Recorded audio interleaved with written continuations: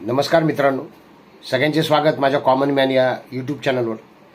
दोन पत्रांची चर्चा काल दिवसभरात सुरू होती. त्यापैकी एक पत्र होतं ते देवेंद्र फडणवीस यांचा कणखरपणा दाखवणारे. म्हणजे कणखरपणा कशा करता, जो कणखरपणा उद्धव ठाकरे यांनी दाखवला नव्हता. नवाब मलिक जेलमध्ये असताना त्यांचा राजीनामा मागण्याचा कणखरपणा, देशद्रोहाचे आरोप असलेल्या, मनी लॉन्ड्रिंगचे आरोप असलेल्या नवाब मलिकांचा राजीनामा उद्धव ठाकरेंनी मागितला नव्हता आणि तशी मागणी होऊन देखील त्यांनी त्याकडे दुर्लक्ष केलं होतं. स्वाभाविक आहे, आघाडीमध्ये त्यांची सत्ता होती. आघाडीमुळे सरकार देवेंद्र फडणवीसांना हरवून किंवा त्यांना मात देऊन देवेंद्र फडणवीसांचा विश्वासघात करून सत्ता आली होती उद्धव ठाकरेंची. आणि त्यामुळे राष्ट्रवादीचे नवाब मलिक, म्हणजे त्यावेळचे राष्ट्रवादी, आता शरद पवार गट उरला आहे, तर त्या राष्ट्रवादीचे नवाब मलिक यांच्यावर गंभीर आरोप होते. दाऊद इब्राहिमशी संबंध किंवा दाऊद इब्राहिमच्या मालमत्तेशी संबंधित असे जमिनीचे व्यवहार, मनी लॉन्ड्रिंग, असे सगळे आरोप होते. आणि दाऊद इब्राहिम हा देशाचा शत्रू आहे हे मी सांगायची गरज नाही. तर अशा दाऊद इब्राहिमशी संबंध असलेल्या नवाब मलिकांचा राजीनामा घेऊ शकले नव्हते. आणि म्हणूनच देवेंद्र फडणवीस यांचा कणखरपणा या पार्श्वभूमीवर उठून दिसतो. त्यांनी जाहीर पत्र का लिहिलं देवेंद्र फडणवीस यांनी, याबाबत कदाचित काहींच्या मनात संभ्रम असेल, पण ते गरजेचं होतं. जाहीर पत्र लिहिलं नसतं तर अनेक गैरसमज पसरले असते नवाब मलिकांसंदर्भात, की भारतीय जनता पार्टीला नवाब मलिक कसे काय चालतात हा सगळ्यात पहिला प्रश्न आला असता. आणि देवेंद्र फडणवीस यांनी खाजगीत जरी अजितदादांना हे सांगितलं असतं की आम्हाला हे चालणार नाही, तरी देखील जनतेला हे कळण्याची गरज होती की आम्ही ठामपणे एका देशद्रोहाला नकार देऊ शकतो. दुसरं पत्र, धर्माच्या नावावर मते मागायची का, अशा आशयाचं उद्धव ठाकरे यांनी पत्र लिहिलंय म्हणे कोणाला, निवडणूक आयोगाला. मला ते वाचल्यानंतर प्रश्न पडला की तुम्ही धर्माच्या नावावर मते मागायची का, असा प्रश्न सगळ्यात पहिले कुठल्या संदर्भात विचारलाय. तर ते लक्षात आलं माझ्या की आत्ता ज्या 4 राज्यात निवडणुका झाल्या त्यावेळे राम मंदिराच्या बाबतीतला मुद्दा होता की अयोध्येला मंदिरात दर्शनासाठी घेऊन जाणाऱ्या यात्रेकरूंना, भक्तांना, आणि तशा आशयाची विधानं केली गेली होती. तिथे धर्माच्या नावाने की आम्हाला मतं द्या, हिंदूंना मतं द्या तरच आम्ही फिरायला नेऊ वगैरे, तसं काही नाही. तशी सोय तुम्ही मतं द्या किंवा नका देऊ ऑलरेडी झालेली आहे. अयोध्येला लाखो लोकांना निमंत्रण आहे आणि त्यांना विनामूल्य तेथे नेण्याची सोय केंद्र सरकारतर्फे झालेली आहेच. त्यामुळे तो धर्माच्या नावावर मतं मागण्याचा प्रश्नच येत नाही. मला प्रश्न मुख्य पडला की उद्धवजी कुठल्या धर्माच्या नावावर मते मागणार.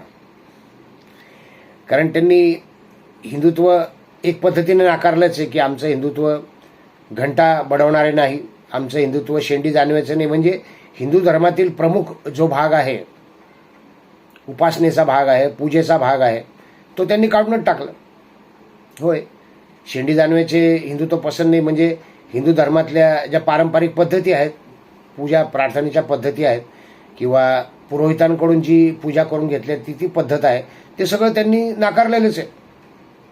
मग पुन्हा आघाडी स्थापन झाल्यानंतर उद्धव ठाकरेंनी जे लांगुल चालन केलंय, कोणाचं लांगुल चालन केलं तुम्हाला माहिती आहे. उद्धव ठाकरेंच्या काळामध्ये विशिष्ट समुदायाला कशा पद्धतीने सवलती दिल्या गेल्या, विशिष्ट समुदायाला कसे पगार सुरू केले गेले, विशिष्ट समुदायाच्या बाबतीत कसा उदारपणा दाखवला गेलाय, हे सगळं तुम्हाला माहिती आहे.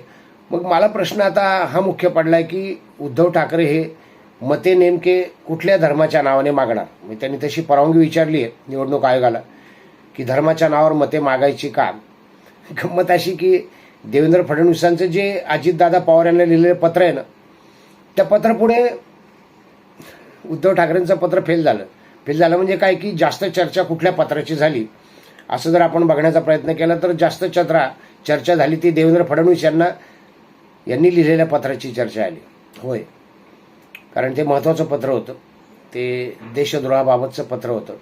आणि अजितदादा पवारांना जाहीर दिलेली सूचना होती. जरी सुप्रियाताईंना ते खटकलं असेल, असं जाहीर पत्र लिहिण्याची काय गरज होती, किंवा जाहीर अपमान केला असं त्यांना वाटलं असेल, नवाब मलिकांचा अपमान झाला असं सुप्रियाताईंना वाटणं म्हणजे बघा नवाब मलिकांची खरी जवळीक कुठे आहे. मिटकरना देखील तसंच वाटलं की जाहीर पत्र लिहायची काय गरज होती, पण मी सांगितलं ते पत्र लिहायची गरज होती. आणि दुसरं पत्राच्या बाबतीत तर उघड आहे की धर्माच्या नावावर मते मागायची का. आपल्या देशात धर्माच्या नावावर मते नाही मागत. मते धर्माच्या नावावर कोण मागत होतं, मुस्लिमांना कोण आवाहन करत होतं की तुम्ही आम्हाला जिंकून आणा. पाकिस्तानात जाऊन काँग्रेसच्या नेत्याने कसे आवाहन केले होते की तुम्ही आम्हाला भारतात जिंकून द्या. मग हे कोण कोणाच्या नावावर मते मागत होते. उद्धव ठाकरेजी कणखरपणात देखील तुम्ही पुन्हा मागे पडला. तुमचं पत्र देखील फोल पत्र आहे, फसवं पत्र आहे.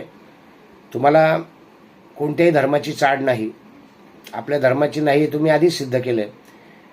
मग तुम्ही आता कुठल्या धर्माच्या नावाने मते मागणार. तुम्ही परवानगी मागताय का, किंवा धर्माच्या नावावर भारतीय जनता पार्टीने मते मागितली असा तुमचा आरोप आहे काय. तुम्हाला तो सिद्ध केला पाहिजे. निवडणूक आयोगाने तुमच्या पत्राची दखल घेतली नाही असं तुमचं म्हणणं आहे. बरोबर आहे, निवडणूक आयोगाला इतर अनेक कामं असतात आणि निवडणूक आयोग हा प्रत्येक भाषणाची दखल घेत असतो. त्या वेळेला कुठल्या भाषणात जर काही आक्षेपार्ह असेल, आयोगाच्या नियमाविरुद्ध असेल, तर नक्कीच त्याची दखल घेतली जाते. पण तुमचं पत्र फेल झालं एवढं नक्की. चर्चा कोणत्या पत्राची झाली हे तुम्ही लक्षात घेतलं पाहिजे. त्याचप्रमाणे तुम्ही कोणत्या धर्माच्या नावावर मते मागणार हे तुम्ही ठरवलं पाहिजे आधी एकदा. संजय राऊत यांच्याशी चर्चा करा किंवा शरद पवार यांच्याशी चर्चा करा. कारण सर्व धर्म समभावाच्या नावाने मते मागणार असाल तर आपल्या देशात सर्व धर्म समभाव जरी घटनेत तुम्ही घुसडला असला, काँग्रेसने घुसडलाय, तरी देखील तो सर्व धर्म समभाव आता चालणार नाही आहे. कारण सर्व धर्म समभावाच्या नावाखालीच तुम्ही इतके दिवस हिंदूंना मूर्खात काढलेलं आहे. म्हणजे हिंदूंना तुम्ही जास्तीत जास्त सौम्य बनवण्याचा प्रयत्न केला, जास्तीत जास्त सहिष्णू, जो मुळात हिंदू धर्म आहेच त्याला वेगळी सहिष्णुता देण्याचा प्रयत्न केला. अन्याय सहन करत राहा अशा प्रकारचा संदेश दिला आहे तुमच्या सर्व धर्मसमभावांनी, आणि आता ते चालणार नाही. त्यामुळे उद्धवजी एकदा नीट ठरवून घ्या तुम्ही कोणत्या धर्माच्या नावाने मते मागणार आहात. कारण हिंदू धर्म तुमचा नाही हे तुमच्या वर्तनातून तुम्ही सिद्ध केलेलं आहे, किंवा तुमचं हिंदुत्व कसं आहे हे तुम्ही स्पष्ट केलेलं आहे. आणि आता बघूयात लोक कुठल्या हिंदुत्वाकडे जातात. त्यामुळे पत्राच्या बाबतीत देखील तुम्ही मागे पडला आणि मते मागा.